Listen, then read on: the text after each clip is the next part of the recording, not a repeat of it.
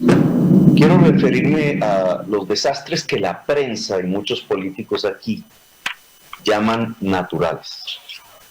No son desastres naturales. La intensidad de esos fenómenos, alza del mar, huracanes, sequías, grandes cantidades de lluvias, inundaciones, desliz de montañas, hoy son desastres humanos. Los provoca un sistema económico, doctor Chávez. Ese sistema económico tiene que ver con lo siguiente, se llama cambio climático. La crisis climática obedece al uso del petróleo y del carbón. El uso del petróleo y el carbón en la economía provoca un cambio químico en la atmósfera que cambia el ciclo del agua en cantidades planetarias. Y es lo que estamos observando. Y en la medida en que más se consuma carbón y petróleo, será irreversible y cada vez peor. Cada vez peor en cualquier lugar del planeta, al mismo tiempo en muchos lugares de nuestro país.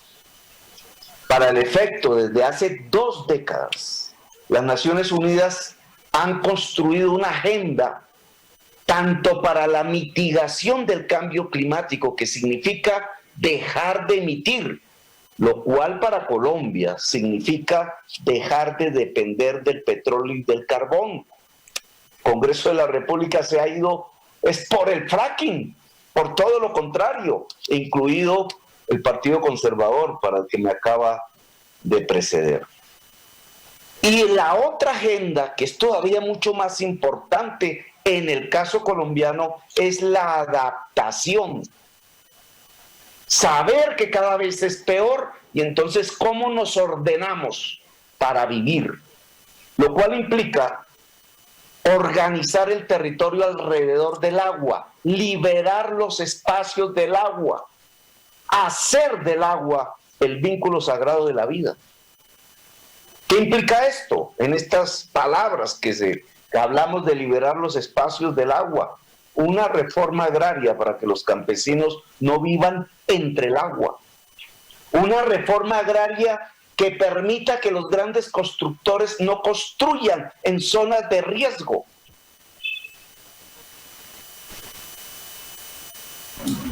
Senador Gustavo Petro, por favor, continúe con el uso de la palabra. Las cifras que lanzó la senadora Elvira sobre San Andrés me parecen exageradas, la verdad sea dicha.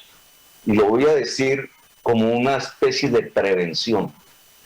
De lo que se trata en San Andrés no es con dineros públicos rescatar la gran hotelería que hay en la isla.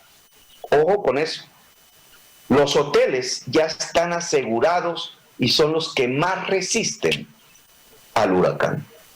De lo que se trata es de recuperar la vida familiar de la persona raizal y de quien desde hace mucho tiempo ha llegado ahí y que no es dueño de hoteles. Y por tanto hay que vigilar desde el Congreso de la República que los recursos públicos que se van a destinar a estas obras de indemnización, de recuperación, de reconstrucción, no terminen como siempre en los grandes capitales que, usando la isla y el paisaje, realmente viven es aquí en la ciudad de Bogotá y en otros lugares del país. Ojo con eso, que el Congreso de la República por primera vez, ante un desastre que ya no es natural, que es humano. Senador Petro, tiene 1 minuto más, por favor. Continúe. Pueda vigilar los recursos para que vayan a los más humildes. Y ojalá el Congreso pudiese construir la agenda, si fuese sincero, de presionar gobiernos locales y nacionales para hacer la adaptación al cambio climático, sin lo cual morirán en Colombia muchísimas familias, muchísima gente en el país. Mucho más golpeada, Providencia y Santa Catarina, esas islas bellísimas que ojalá todos los colombianos conocieran, porque son bellísimas, de una gente encantadora, como todos sabemos, y que ha padecido en la pandemia lo indecible y muy mal atendida por el gobierno nacional en sus necesidades. Pero dicho esto, además voy a insistir en esta idea. Estos nuevos desastres confirman que los desastres naturales, más que naturales, son sociales y económicos y políticos.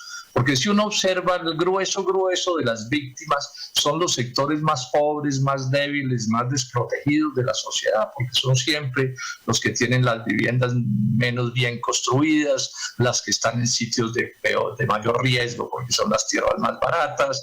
Es allí donde faltan los recursos seguramente las líneas de electricidad no son las mejores, carecen de la atención en salud, etcétera, etcétera. Entonces, yo quiero insistir que estos son desastres mucho más sociales que naturales. O sea, la naturaleza siempre actúa y la sociedad tiene que estar preparada para atenderla en cualquier circunstancia.